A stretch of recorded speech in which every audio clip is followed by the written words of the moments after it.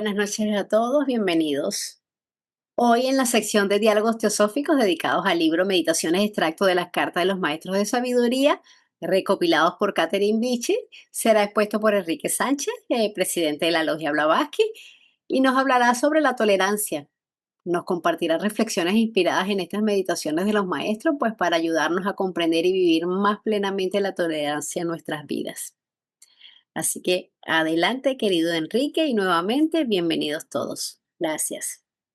Muchas gracias, Caro, y pues, bienvenidos todos a, a esta charla que tiene que ver precisamente con algunos de los extractos que fueron escogidos por la señora Catherine Bichi y que los pone como meditaciones para su trabajo meditativo de ella. Entonces, ahora me corresponde a mí hablar sobre los últimos días que tienen relación con los extractos que donde se menciona la tolerancia o tiene una, una relación ahí, aunque no se exprese el término tolerancia, pero está referido a la tolerancia, fundamentalmente estos últimos días del mes de septiembre, que a continuación vamos a tratar de explicar lo mejor que podamos. En el día 25 dice lo siguiente: el cristianismo místico, es decir, aquel cristianismo que enseña la redención de uno mismo a través de nuestro propio séptuple principio, es deliberado para Atma debe estar junto, o el Augoeides, llamado por algunos Cristo, por otros Buda, y equivalente a la regeneración o renacimiento en espíritu, se verá que es la misma verdad que el nirvana del budismo. Eso dice el Mahachohan. Bien, ahora la explicación es la siguiente. En simbología mística, realmente, Christes o Cristo significaba que se había recorrido ya el camino, el sendero y alcanzado la meta, cuando los frutos de un arduo trabajo para unir la efímera personalidad de barro con la individualidad indestructible, es decir, Atma, la transformaban en este modo en el ego inmortal. Al término del camino está el Crestés, es decir, el purificador. Y una vez llevada a cabo la unión, el Crestos, el hombre del dolor, o sea, lo que representó Jesús, todo el calvario de toda la vida de Jesús que estuvo llena de pruebas de dolor, precisamente por eso a Jesús se le conoce como el hombre del dolor. Se convertía en Cristo mismo, en Cristo mismo, ¿sí? Es decir, después de pasar todas las pruebas a que fue sometido Jesús, pudo alcanzar el nivel crístico después de la cuarta iniciación, por supuesto. Ahora, Pablo, el iniciado, sabía esto, y esto precisamente es lo que quería expresar cuando se le hace decir en una mala traducción: estoy otra vez en dolores de parto hasta que Cristo sea formado en vosotros. En Gálatas capítulo 4, versículo 19, dice eso. Y entonces, la verdadera interpretación es: hasta que forméis el Cristo dentro de vosotros mismos. No, no como se expresa en esta versión de la Biblia, sino que teosóficamente se debe interpretar como aquello que acabo de expresar, que es hasta que forméis el Cristo dentro de vosotros mismos.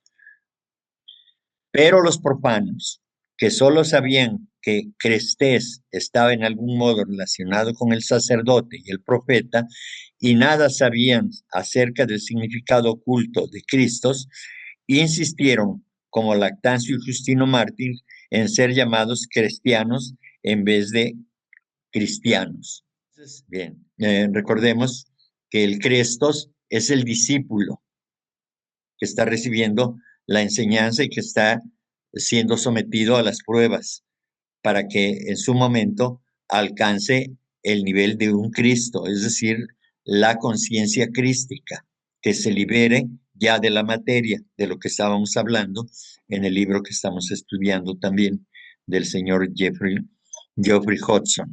Como habla del augoides, no es otra cosa más que el huevo áureo, eh, llamado también huevo luminoso o envoltura áurea.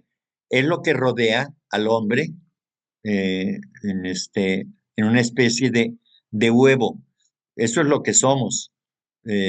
Digamos, internamente, si todos fuéramos clarividentes o los clarividentes pueden ver que las personas caminan dentro de un huevo luminoso. Hay un huevo luminoso que rodea a los seres humanos, lo que se conoce comúnmente como el aura humana.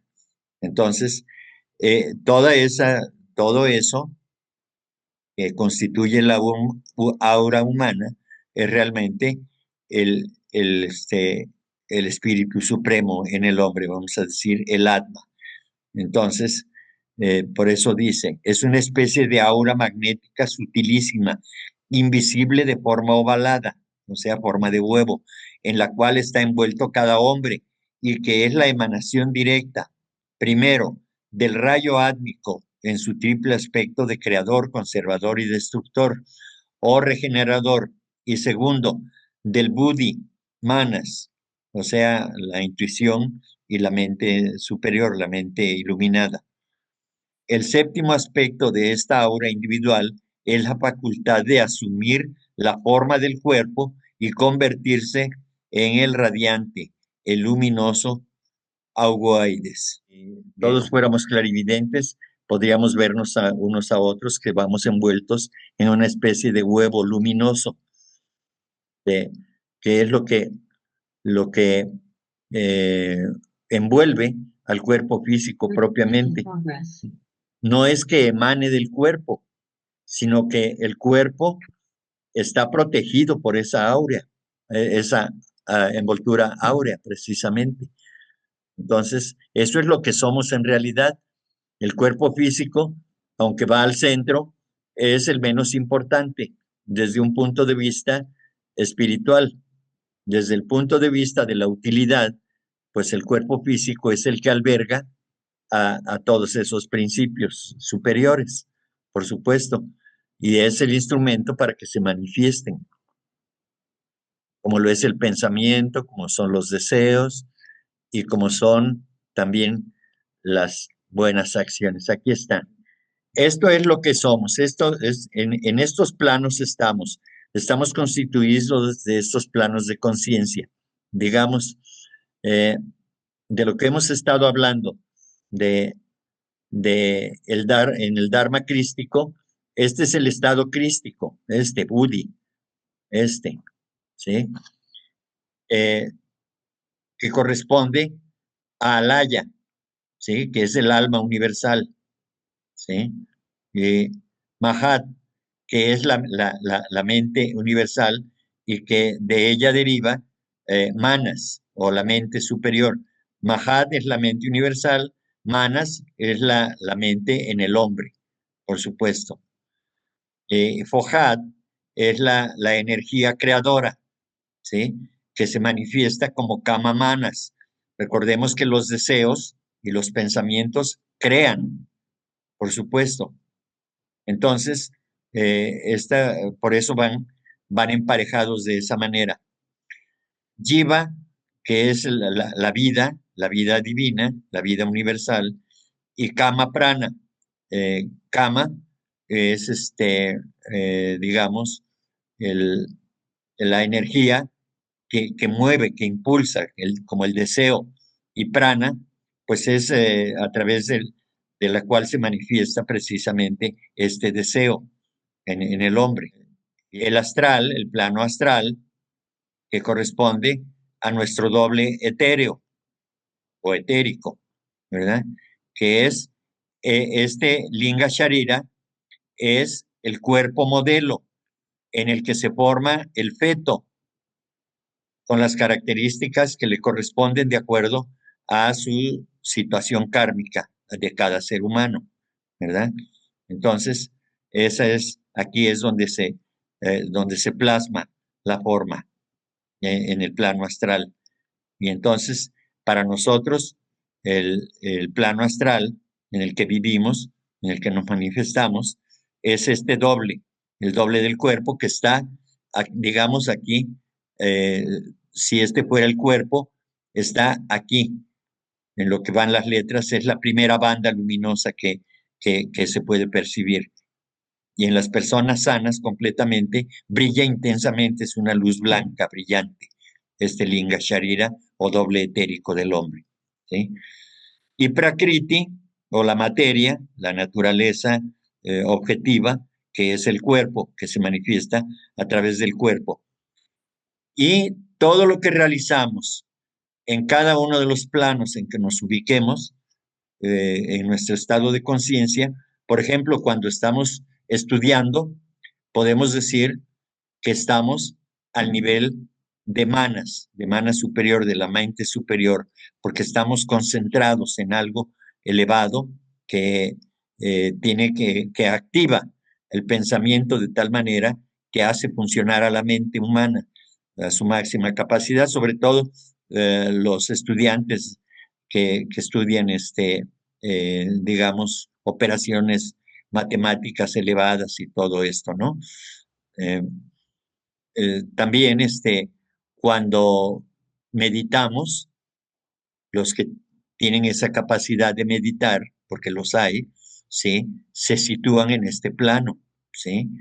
Se apartan de todo lo demás, ya no hay pensamientos, ya no hay deseos, no hay nada, no hay dolor, no se siente nada, porque están apartados completamente. Estando en el cuerpo físico, en este plano, se puede estar en estado de conciencia elevado en este plano, en el plano búdico, desde luego. Bien, entonces cada una de estas manifestaciones se manifiestan, se almacenan, digamos, en este huevo áurico, precisamente. Y es donde queda guardado para la manifestación de nuestro karma en las futuras encarnaciones. Aquí está todo.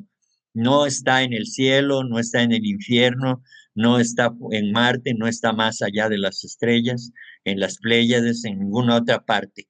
Está aquí mismo, en nosotros mismos, aquí, rodeándonos. Aquí está manifestado todo. Aquí se va guardando todo. Aquí está la luz astral, aquí también.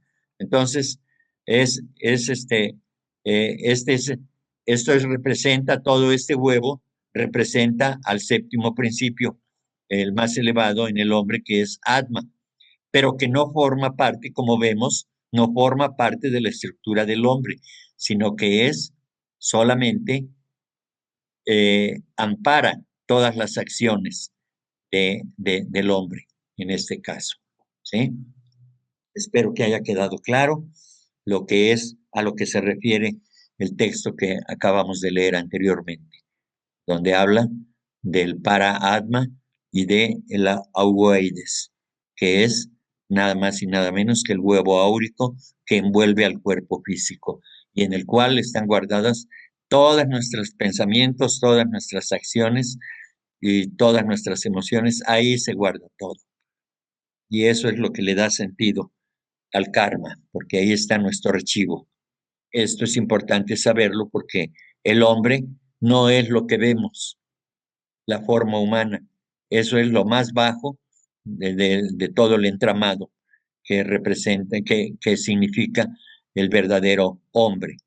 El hombre es un ser espiritual que está evolucionando a través de los diferentes planos, como ya vimos, y que tienen relación con el pensamiento, las acciones del cuerpo físico y los deseos, por supuesto. Entonces, eso es lo que somos nosotros.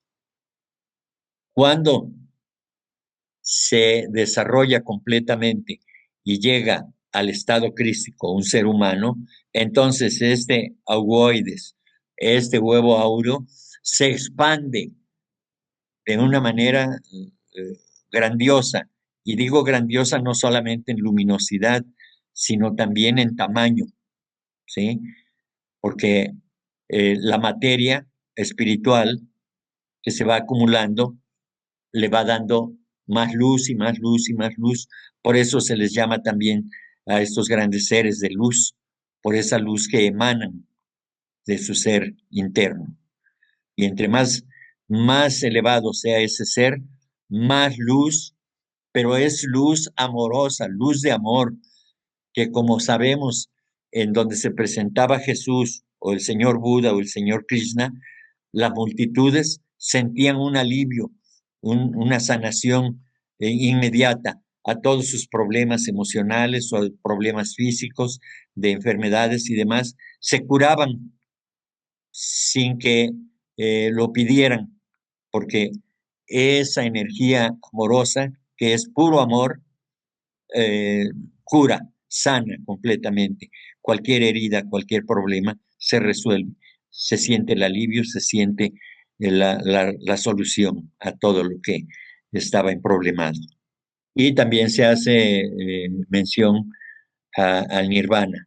Entonces, para aclarar el término, dice que es un término sánscrito y según los orientalistas es la completa extinción o apagamiento, como la llama de una bujía, la extinción total de la existencia del ser humano, del individuo, ¿sí? Porque recordemos que cada uno de nosotros somos un individuo, somos una partícula individual dentro del universo manifestado. Pero según las explicaciones esotéricas, es el estado de existencia y conciencia absolutas en que el ego del hombre, es decir, la mente del hombre que durante la vida ha llegado al más alto grado de perfección y santidad, entra después de la muerte del cuerpo y algunas veces, como en el caso de Gautama Buda y otros, durante la misma vida. Es decir, que estando Gautama en su cuerpo físico, él podía estar también en el otro estado, en el estado de Buda, en el estado crístico, en el estado elevado, ¿sí? Él podía estar al mismo tiempo en el estado de conciencia terrestre, pero también en el estado de conciencia espiritual más elevado que pueda concebir un ser humano hasta el momento. Absorción, fusión, disolución, extinción, aniquilamiento, liberación, beatitud o bienaventuranza eterna, existencia espiritual abstracta, aniquilación de las condiciones de la existencia individual, extinción, fusión o completa absorción del yo o espíritu individual, es decir, el alma humana, en el espíritu universal del que es una parte. Una vez terminada la evolución en este mundo, agotadas todas las experiencias y conseguida la plena perfección del ser humano, el espíritu individual o yo interno, enteramente libre para siempre de todas las trabas de la materia, vuelve a su punto de origen, abismándose y fundiéndose en el espíritu universal como gota de agua en el inmenso océano. Esta fusión se aniquila por completo, en esta fusión se aniquila por completo la humana personalidad, solo la personalidad, como todo su cortejo de ilusiones, apegos, afanes, deseos, pasiones y dolores, pero no la individualidad. El hombre deja de existir como hombre para existir como Dios en un estado de reposo consciente en la omnisciencia, en una condición perpetua de inefable y absoluta bienaventuranza. Es decir, si ponemos el ejemplo de la gota que cae en el océano, por supuesto que esa gota, como en el caso del individuo, tiene una vida propia, tiene sus propias características y aunque la gota de agua esté en el océano, se convierte en el océano, pero no pierde su individualidad porque sigue existiendo con sus propias características. Así el hombre, el alma del hombre, también conserva toda su experiencia, porque es suya, que ha adquirido a través de la experiencia de miles de encarnaciones, de muchas encarnaciones, de una larga cadena de encarnaciones a través de la evolución. Entonces hace suyas todas esas bienaventuranzas y todas esas virtudes que ha logrado desarrollar, son suyas, pero son parte también de ese todo espiritual con el que se funde, que en este caso es la representación divina a través de la mónada en el hombre, que es la chispa divina en este caso. Entonces, es así como se manifiesta esta divinidad en el hombre hasta que se libera de todo el proceso de la materia y sus influencias. Para el día 26 dice: recordad que soy teósofos y que la teosofía o Brahma Vidya es la madre de cada antigua religión, por más abandonada o repudiada que pueda estar actualmente por parte de muchos de sus hijos desagradecidos. Recordad esto, actuad en consecuencia y el resto vendrá por añadidura. Eso dice el maestro K.H.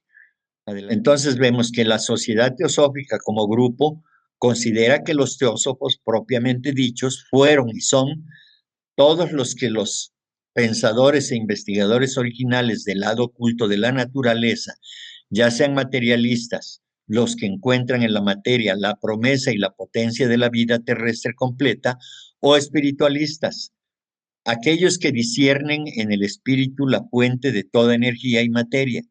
Desde luego, para ser un teósofo no es menester reconocer la existencia de algún dios o deidad particular. Simplemente hay que adorar el espíritu de la naturaleza viviente y tratar de identificarse con esto. Se debe respetar esa presencia, la causa invisible que está siempre manifestándose en sus resultados incesantes. El proteo intangible, omnipotente y omnipresente que, siendo indivisible en su esencia, elude la forma, aún apareciendo bajo cada una de estas. Por lo tanto, es evidente que estos hombres o cualquier clase que pertenezcan, teístas, panteístas o equiparables con el resto, sea como fuere, una vez que el estudiante abandona el antiguo y traficado sendero de la rutina y entra en el camino solitario del pensamiento independiente hacia Dios, es un teósofo, un pensador original, un buscador de la verdad eterna con una inspiración propia para desenmarañar los problemas universales. Me voy a enfocar en esta última parte. Bien, dice que un teósofo, que aquel que sea como fuere, una vez que ese estudiante abandona el antiguo y traficado sendero de la rutina y entra en el camino solitario del pensamiento independiente hacia Dios, entonces se convierte en un teósofo. Es decir, que nosotros estamos ante la posibilidad de abandonar las viejas creencias y entonces,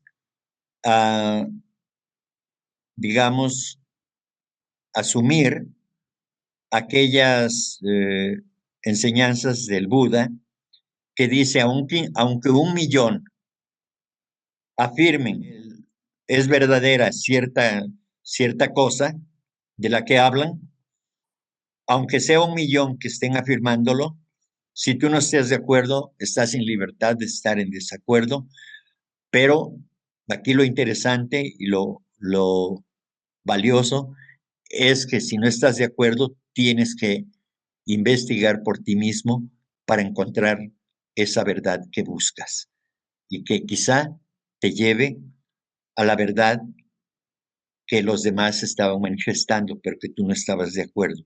Finalmente, cada uno de nosotros ha de encontrar su propia verdad inicialmente para después encaminarse hacia la verdad. Y la verdad es el espíritu.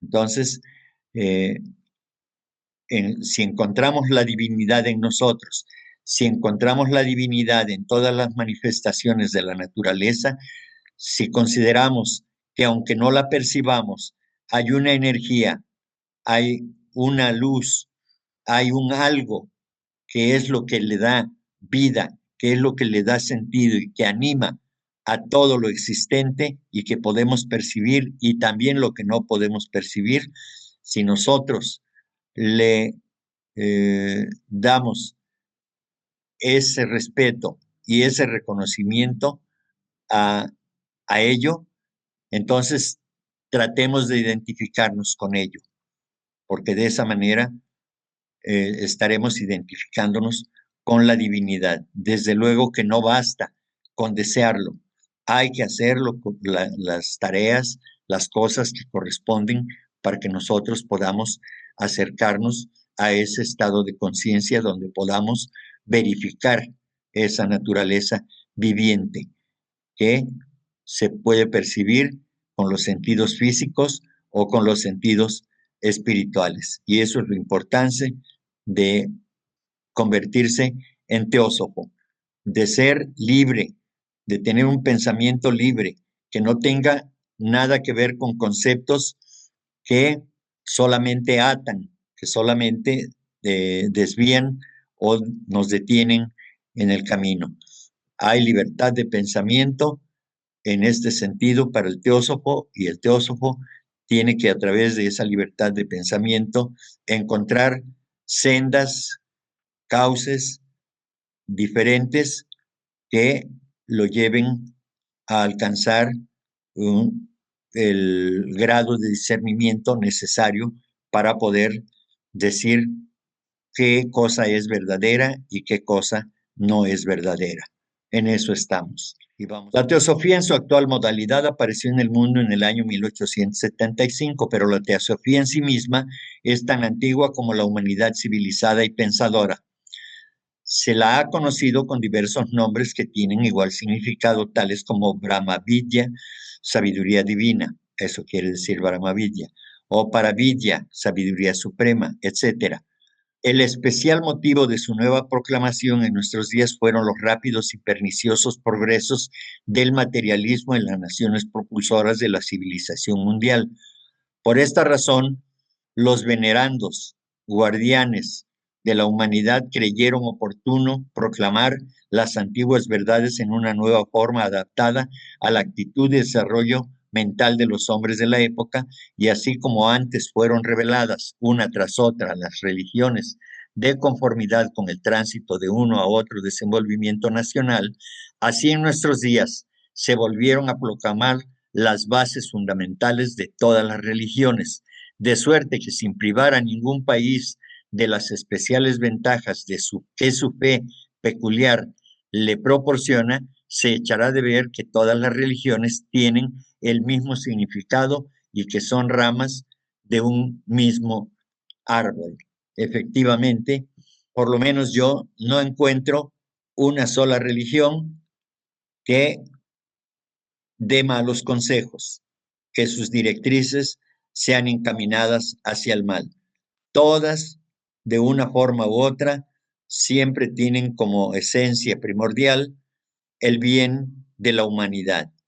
Eso es lo que hay, pero eso es el recuerdo, digamos, que persiste allí en la mente de los hombres y que por eso se forman las religiones, que asumen los hombres, que las forman, que eh, habrá que manifestarlo en la forma que se manifiestan, porque así lo entienden. Entonces, para cada religión hay un cierto número de masa humana que cree de esa manera. A otros, aún siendo la misma enseñanza, no les cuadra y entonces se adhieren a otra religión, a otra corriente religiosa, pero el texto es el mismo, solamente que lo viven de diferente manera o creen vivirlo de diferente manera o creemos, para no excluirme, creemos que lo vivimos de diferente manera o creemos que lo vivimos de una forma más apropiada que otras. Aún los estudiantes de teosofía creemos que nosotros vamos a una misa y le damos una interpretación diferente. Pero así nosotros no podemos saber cómo interpreta cada ser humano que está presente en la misa respecto de lo que diga el sacerdote allá en el púlpito. Cada uno, cada cabeza es un mundo, desde luego, por supuesto, pero la enseñanza es la misma siempre. Entonces, la interpretación o la percepción que nosotros tengamos de las enseñanzas es una cosa, pero el espíritu central siempre será el del bien común, el del bien para la humanidad. Aunque en la práctica muchas veces, o en la mayoría de las ocasiones, no se cumple, pero en eso estamos. Si cada miembro adoptara como lema las sabias palabras de un joven pero ferviente teósofo y repitiera con BK, soy teósofo antes que inglés, ningún enemigo podría jamás perturbar vuestra sociedad, dice el maestro KH. Entonces, de este modo vemos que la sociedad desinteresada en la política, hostil hacia los sueños insensatos del socialismo y del comunismo, al que detesta, siendo amos simplemente conspiraciones solapadas de fuerza brutal e indolencia contra los laboradores honestos, no reza mucho con la guía del aspecto humano externo del mundo material. Todas las aspiraciones están dirigidas hacia las verdades ocultas de las esferas visibles e invisibles. Vivir bajo un régimen imperial o republicano circunscribe simplemente al individuo objetivo, es decir, al individuo que trabaja, que toma acciones. Su cuerpo puede encontrarse en esclavitud, sin embargo, en lo que concierne a su alma, tiene el derecho de contestar a sus regentes, reverberando la orgullosa respuesta de Sócrates dio a sus jueces. Y dice Sócrates, ellos no tienen ningún control sobre el ser interior. Y así es efectivamente. Los cuerpos físicos pueden ser sometidos y hasta la mente inferior y sus deseos también pueden ser sometidos a conveniencia del propio actor o de quien lo está obligando. Pero el alma, pero el alma es otra cosa. Ese ser interior tiene otro valor o una serie de valores que no se encuentran siempre manifiestos en las acciones del hombre físico. Y que cuando ese ser interior se manifiesta, es entonces cuando surgen los libertadores, cuando surgen los líderes de una nación, de un estado, mundiales, que manifiestan sus virtudes internas para el bien de la humanidad. Y eso no lo puede controlar nadie, por supuesto que no, porque los pensamientos pueden ser dirigidos, pueden ser, digamos, atenuados o exacerbados por voluntad del emperador o del presidente o del gobernante, que maliciosamente pueda encauzarlos a través de mensajes sutiles o directos todos los días, sobre todo hoy que se cuentan con las herramientas y los instrumentos que ustedes conocen y que todos conocemos, para poder hacer que la mente de los hombres vaya en un sentido, ¿sí? Pero cuando el ser interior se manifiesta, no permite ser gobernado por ese tipo de arengas que se hacen desde el exterior. Entonces, esto es lo valioso que, como dijimos anteriormente, tiene el estudio teosófico, porque el estudio teosófico, la teosofía, pretende que el hombre se libere de esas cadenas, no que sea un rebelde sin causa, sino que sea alguien consciente y que se manifieste como tal y que sus manifestaciones sean con sabiduría, sin que tenga que ver intereses personales, egoístas, llenos de orgullo y todo lo que sabemos que permea en nuestras personalidades. Entonces, esta es la sociedad teosófica, sus principios, sus metas polifacéticas y sus objetivos. Por lo tanto, las pasadas ideas erróneas del público en general y la palanca que el enemigo ha logrado ejercer para rebajarla en la estima pública, no nos sorprenden.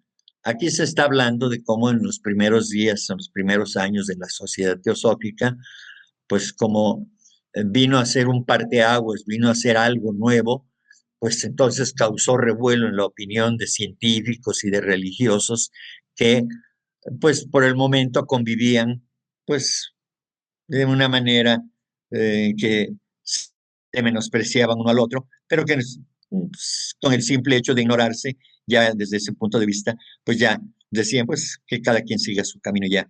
Pero cuando viene la teosofía a remover, a revolver, a activar aquello, a poner en conflicto aquello que la ciencia daba como verdadero y las religiones también, entonces es cuando la sacudida es tremenda y entonces empiezan a atacar a la sociedad teosófica y se llena de enemigos, por supuesto, por todos lados la sociedad teosófica. No así, no fue fácil que prevaleciera. Prevaleció y ha prevalecido por la energía de los maestros y sus discípulos, que son los que han continuado con eh, la difusión de estas verdades y que se difunden y se prueban y se comprueban que son una verdadera manifestación de aquello que es real, porque se puede probar. Hoy en día, con tanta tecnología y demás, se puede probar que aquello que hace 50 años o menos parecía inverosímil, parecía imposible de realizarse, hoy se puede realizar y que es a través de un pensamiento diferente. ¿Por qué? Porque las almas que estamos encarnadas ahora, y sobre todo los jóvenes, han venido innovando y han venido haciendo que la ciencia cada vez se acerque más a lo espiritual y lo espiritual a lo científico y a lo religioso también. Se está notando cómo ya pueden, ya hay sacerdotes que hablan de, de la espiritualidad de una manera más libre, que hablan de que la ciencia es importante y, para el desarrollo humano y que tiene también que ver con lo espiritual, por supuesto. Por lo tanto, ciencia, filosofía y religión tienen una misma madre, que es la sabiduría divina, o Brahma Vidya, o la teosofía más elevada, como una manifestación de la sabiduría divina. El contenido de todas esas enseñanzas son de contenido eterno, no es algo que vaya a estar por un tiempo nada más, no, esto va a durar por toda la eternidad o las eternidades, porque esta enseñanza viene de millones y millones atrás, porque quienes la enseñaron pertenecían a otras cadenas planetarias, a otros mundos, y eso ocurrió hace miles de millones de años. En el día 28 dice, habéis hecho bien en ver el gran propósito, entre comillas, en los modestos comienzos de la sociedad teosófica. Desde luego, si nosotros hubiéramos adquirido el compromiso de fundarla y dirigirla en propia persona, muy posiblemente se hubiera logrado más y se hubieran cometido menos equivocaciones, pero nosotros no podíamos hacer esto, ni era ese el plan. A nuestros dos agentes, es decir, el señor Olcott y la señora Blavatsky, se les ha encargado la tarea y como a vosotros, ahora se les ha dejado que hicieran lo mejor que pudieran según las circunstancias. Cuando dice a vosotros, quiere decir al señor Sinnett, al señor Hume, a la señora Laura Holloway y otros, como el doctor Hartman, Leadbeater, Annie Besant, que fueron candidatos al discipulado, pero la inmensa mayoría, casi el 100%, fracasaron, desde luego. Entonces, A eso se refieren cuando dice, como a vosotros, ahora se les ha dejado que hicieran lo mejor que pudieran según las circunstancias generales que los rodeaban y las circunstancias particulares de cada uno, desde luego. Entonces, los maestros no tenían el propósito de fundar y dirigir la sociedad teosófica. Eso no estaba en su plan, porque eso tenía que quedar en manos de seres humanos que pudieran tener contacto con toda la humanidad, a la que pudieran llegar a alcanzar estas enseñanzas, desde luego a través de ellos, como lo hizo la señora Blavatsky. El coronel Olcott anduvo por la India y toda esa parte de Baja del Tíbet y demás, enseñando y demás, dando, evangelizando con toda esta enseñanza de los maestros, por supuesto, porque los maestros de Olcott y de la señora Blavatsky, que son los maestros que fundaron verdaderamente la Sociedad Teosófica, ponen en manos de sus discípulos el trabajo que tienen que llevar a cabo, que representan también pruebas para su propio desenvolvimiento, para su propia evolución, porque tienen que pasar por las pruebas para alcanzar el discipulado. Esa es la enseñanza en esto también. O sea, no se trata de que aquellos que saben y que tienen el poder se apoderen de todas las cosas y ellos permanezcan por siempre, digamos, como dueños absolutos de todo, ¿no? Es ahí precisamente que, volviendo al asunto de los deberes, que cada uno tiene que cumplir con un deber. Entonces, el deber de ellos era rescatar las enseñanzas antiguas y ponerlas nuevamente en labios de la señora Blavatsky fundamentalmente y del coronel Olcott para despertar nuevamente, darle un nuevo impulso, darle una nueva vitalidad a todas esas enseñanzas, aunque adecuadas al momento en que la humanidad se encontraba en, en esa etapa en que fueron presentadas. Y que esa etapa de la que hablo forma parte de esta misma etapa, porque no estamos muy lejos, a 150 años, no estamos muy lejos, digamos, cósmicamente hablando, o hablando desde el punto de vista de una eternidad, este pequeño espacio de 150 años es nada.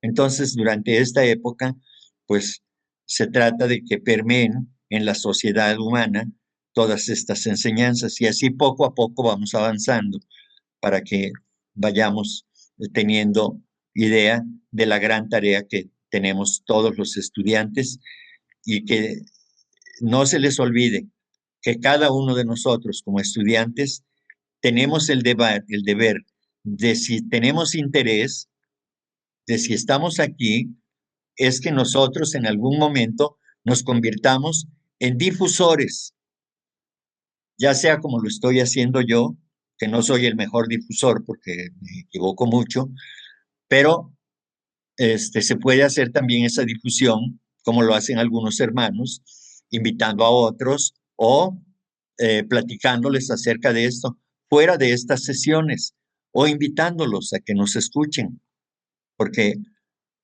cada vez más la humanidad se irá enterando más y más y más en esta etapa de la era de Acuario, ¿verdad? Que apenas acaba de empezar y faltan aproximadamente 2000 años para que todo esto vaya tomando su lugar en cada una de las mentes de los que estemos encarnados, ahora y en las futuras generaciones, que en 2000 años se sucederán muchas de ellas. Si es cierto, como se dice, que en términos generales encarnamos cada 500 o cada 1000 años, entonces pues nos esperan algo así como 2000 encarnaciones para unos y para otros a lo mejor menos, muchas menos, ¿no? Los que ya estén más avanzados y que ya vayan alcanzando el grado de discípulos. Pero es nuestro deber, una vez que estamos en esto, tratar de difundir lo mejor posible a más, a la mayor cantidad de seres humanos que encontremos en nuestra vida, no solamente encauzarlos hacia el conocimiento, sino a dar muestras de que de algo nos ha servido este conocimiento. Ponerlo en práctica, ser ejemplo de ello, cosa que no es nada sencillo para muchos, pero que se puede finalmente. Y mucho se ha logrado. Bajo la superficie del espiritualismo corre una corriente que está usando para sí misma un ancho canal. Cuando reaparezca sobre la superficie, sus efectos serán evidentes. Muchas mentes como la tuya están ya considerando seriamente la cuestión de la ley oculta impuesta al público pensante por esta agitación. Igual que tú, el público está insatisfecho con lo que ha obtenido hasta ahora y clama por algo mejor, que eso te anime. Es decir, que cualquier intento que hagamos en la difusión del conocimiento será un paso hacia adelante, no importa lo poco que se vea que se avance, lo importante es que no nos desanimemos y que continuemos con este impulso. Por supuesto que habrá un resultado, pequeño o grande, pero habrá un resultado. Lo importante es avanzar, lo importante es evolucionar.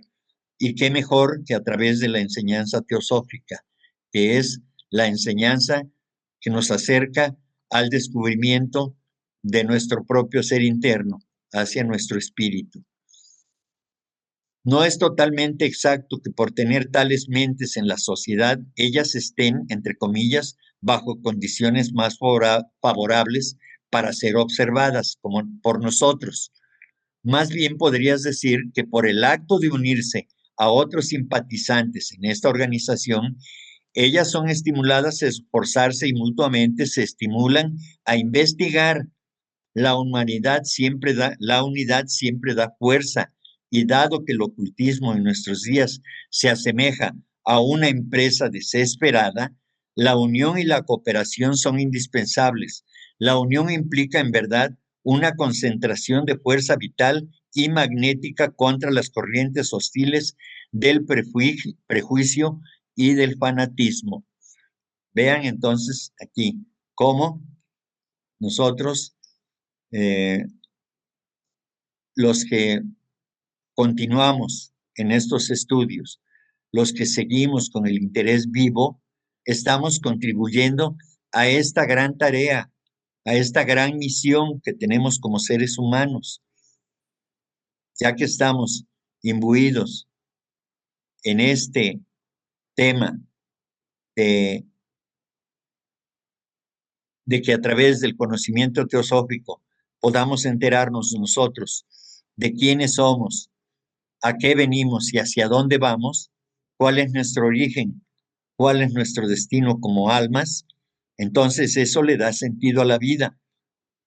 Cuando nuestros cuerpos físicos desaparezcan por la muerte natural o como sea, nuestras almas seguirán vivas, listas para continuar su evolución. Las formas desaparecen, pero el espíritu no. El espíritu seguirá creando formas para poder seguir manifestándose. Eso es lo que tenemos que tomar en cuenta y por lo que tenemos que esforzarnos y siempre estar lo más unidos en el propósito de evolucionar, pero haciendo, nosotros evolucionamos haciendo que los demás evolucionen, no trabajando para evolucionar nosotros y olvidarnos de los demás. No, tenemos que pensar en que nosotros debemos cumplir nuestra tarea de ayudar a los demás en el estudio o en ciertas acciones que se nos permita tomar parte y ser ejemplo de ello precisamente. Y es de esa manera como podemos hacer que esa unidad se manifieste como una fuerza invencible, por supuesto, porque la fuerza del espíritu es invencible. Dice, cada teósofo occidental en el día 29 debería aprender y recordar especialmente aquello de ellos que quieren ser nuestros seguidores, que en nuestra fraternidad todas las personalidades se funden en una idea única, el derecho abstracto y la práctica absoluta de la justicia para todos. Es lo que ya les esbocé en el comentario anterior. Entonces dice, y que aunque podríamos no decir con los cristianos, devuelve bien por mal, nosotros repetimos con Confucio, devuelve bien por bien y por mal justicia. Así que aunque los teósofos que piensan como la señora Kingsford llegasen a oponerse incluso a algunos de nosotros personalmente hasta el amargo final, tienen derecho a tanto respeto y consideración de nuestra parte, mientras sean sinceros, y de sus colegas con puntos de vista opuestos, tal como aquellos que con el señor Sinet están dispuestos a seguir absolutamente. Solo nuestras enseñanzas especiales.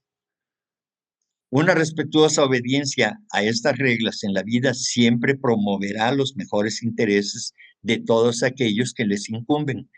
Es necesario para el progreso paralelo de los grupos bajo la señora Kingsford y el señor Sinet que ninguno de los dos interfiera en las creencias y derechos del otro, y se espera seriamente que ambos estén impulsados por un ferviente y vigilante deseo de respetar la independencia filosófica de cada uno, preservando al mismo tiempo su unidad como un todo, especialmente los objetivos de la Sociedad Teosófica Matriz en su integridad y los de la Logia de Londres en su ligera modificación. Se pone como ejemplo en esta enseñanza las divergencias que tienen la forma de ver, de interpretar las enseñanzas. Por un lado, la señora Kingsford, que lidera a un grupo que la sigue dentro de la Logia de Londres, y los que siguen al señor Sinet.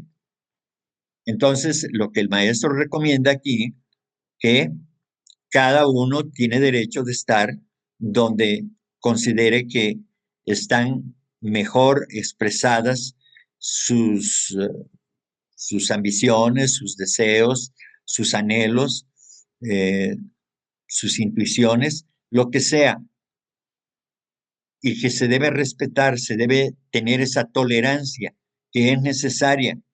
Finalmente, lo que aquí importa es de que esas manifestaciones sean sinceras de parte de los que participan en los estudios, porque no se les puede obligar a que crean de una forma o de otra.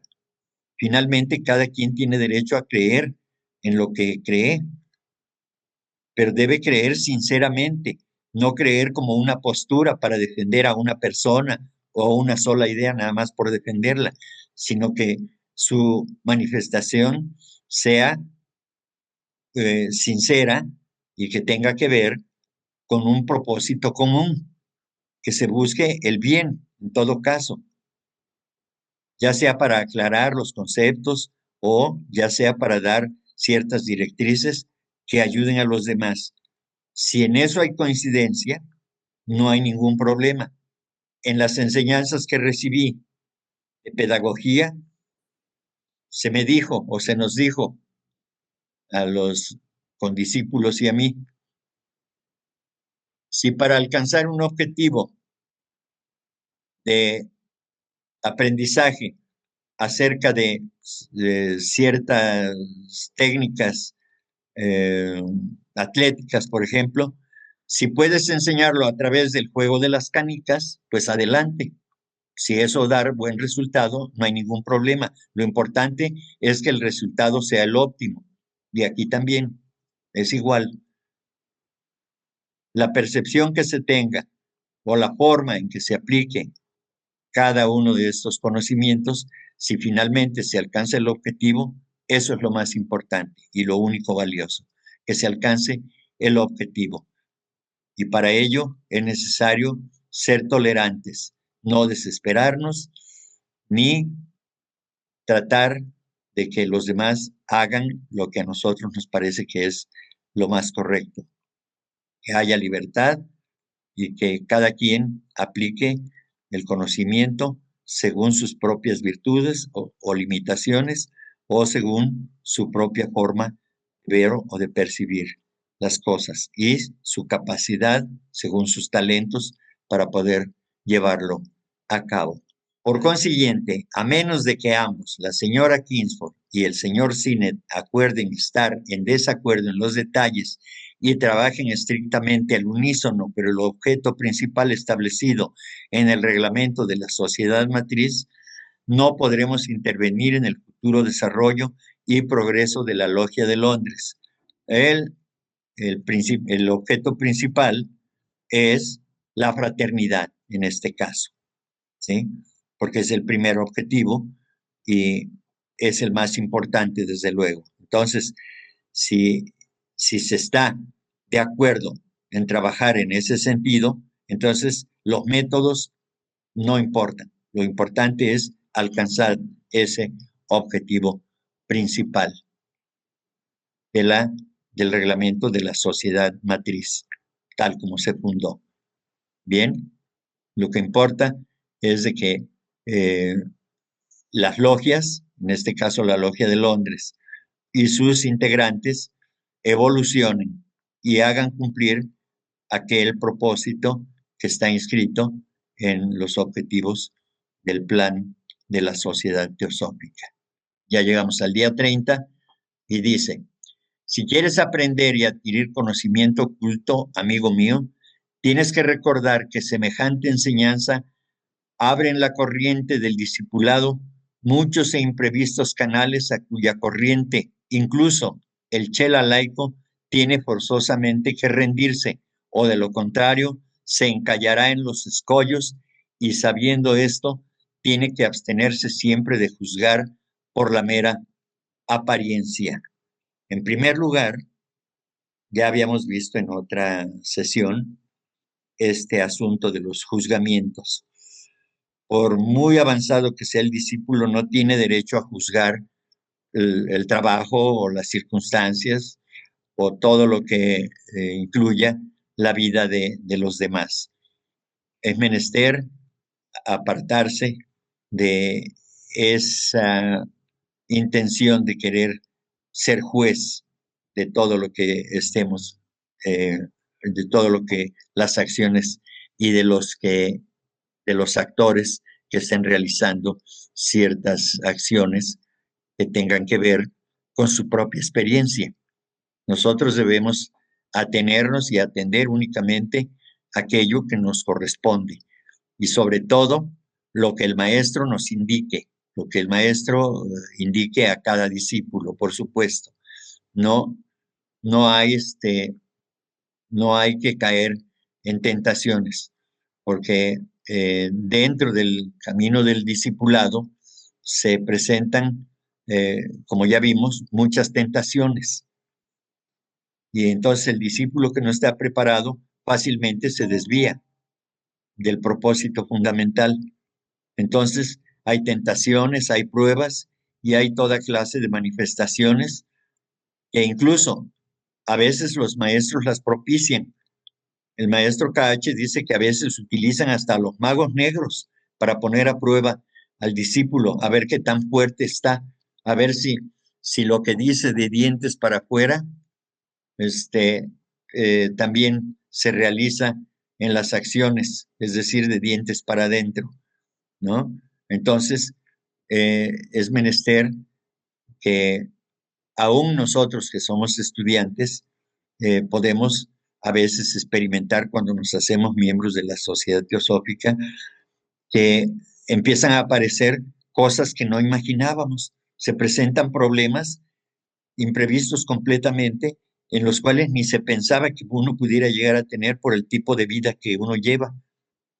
Pero eso es la manifestación de la ayuda que está dando esa corriente espiritual para que nosotros terminemos, digamos, se acelere el pago de la cuenta kármica, en este caso, ¿no? De ir aligerando, de ir eliminando algunos obstáculos kármicos, pero que cuestan y que duelen.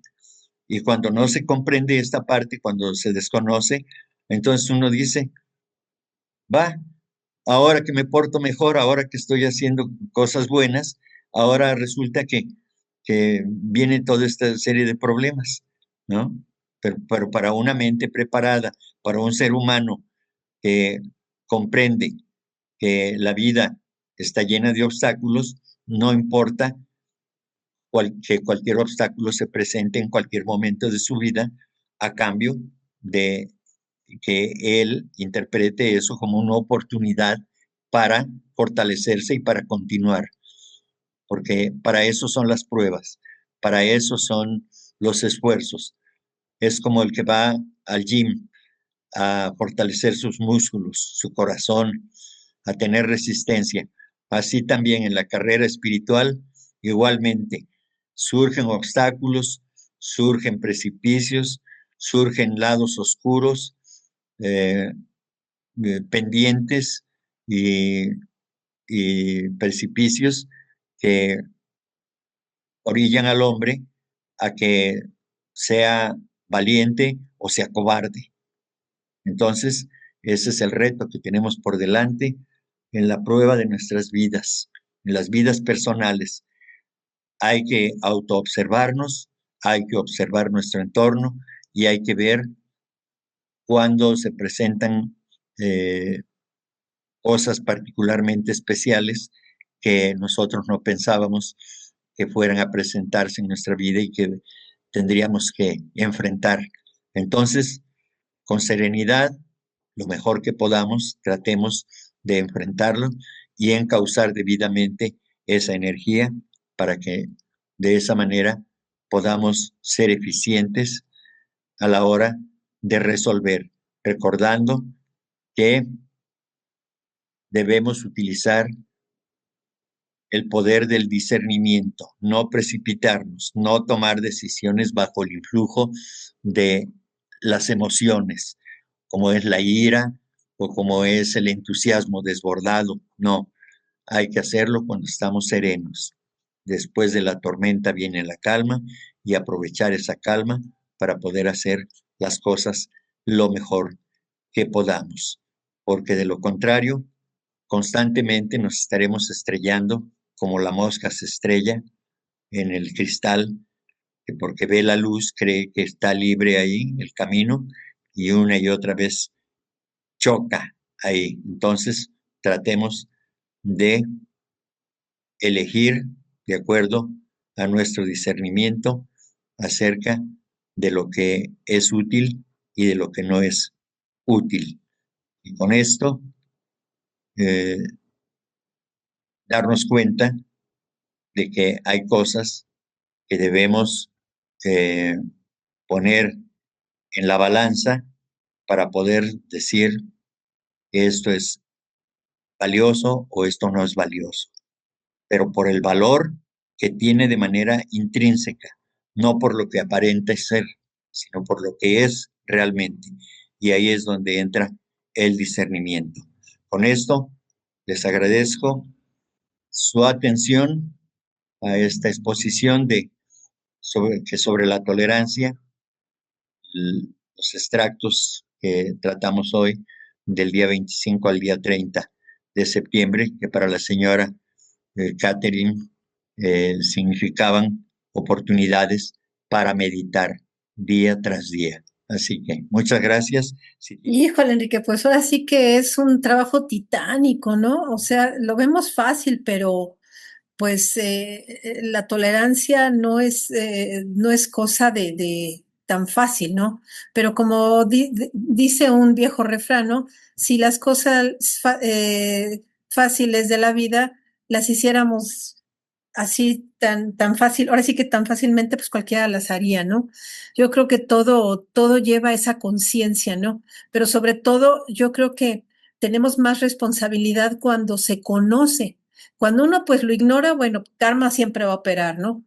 Pero ahora sí que cuando tú lo conoces y sabes que hay pues una responsabilidad de actuar de una forma diferente a lo que ya sabemos por el karma, porque conocemos leyes, porque sabemos cómo funciona, pues yo creo que es tremendo. La gente que lo desconoce, bueno, pues obviamente también va a generar el karma, ¿no? Pero si nosotros tenemos ese conocimiento, pues es más responsabilidad, porque sabes que no debemos de actuar de esta forma, porque sabemos que va a haber una consecuencia, va a haber una causa. Y sabiendo eso, bueno, pues imagínate, nada más iríamos como en retroceso, ¿no? Es más la responsabilidad.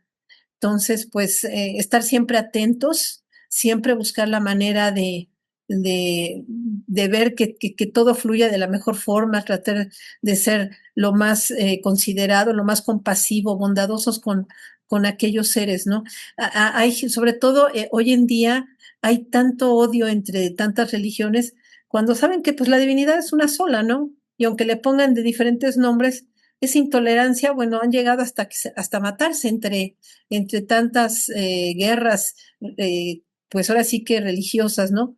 Cuando la divinidad es una sola, ¿no? Y eso ha sido, pues, ahora sí que una de las problemas más fuertes que nos ha dado en el planeta a través de los siglos, ¿no? Y bueno, pues esforzarnos para entender que pues todos somos una unidad y buscar siempre esa fuerza interior de fraternidad con todos los seres y trabajarlo más cada día más, no dejarlo nada más ahí, no es tan fácil, es algo titánico, pero pues estar conscientes de esto y trabajar con mucho ahínco, con mucho empeño, sobre todo para el bien de los maestros y para pues contribuir al plan de Logos. Gracias, mi querido Enrique. Gracias, Rosy. Sí, sobre todo la tolerancia representa también paciencia, representa amor y representa también respeto. Entonces, eh, son varios elementos los que influyen en la tolerancia, ¿no? Tenemos que tener conciencia de ello, porque en cada acción de tolerancia que realicemos está rodeada de esos otros elementos que bien vale la pena recordar, porque efectivamente así es. No se tolera obligadamente, se tolera por amor. Se aplica la paciencia para ser tolerantes también y demás, ¿no? Entonces, así tiene que ser, de esa manera, expresar a través de nuestras acciones que estén envueltos, estén protegidos por estos otros elementos también. Y eso es muy importante y muy valioso porque de esa manera es como vamos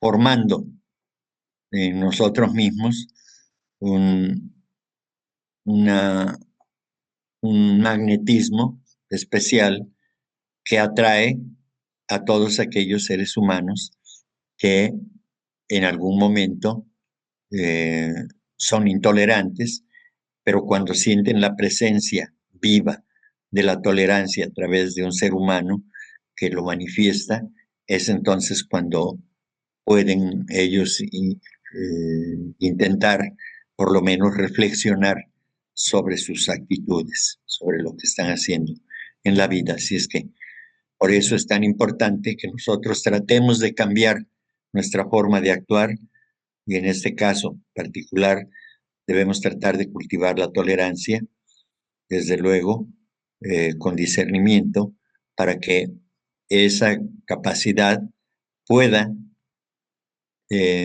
irradiarse hacia otros seres humanos que a lo mejor son irascibles, son intolerantes, son impacientes y demás, pero que al ver nuestra actitud directa puedan cambiar. Entonces, todos nosotros podemos servir de ejemplo para los demás, por supuesto. Chicos, un Ok, besote. buenas Que noches, un descansen. abrazo para todos, buenas noches. Hasta luego, Rosy.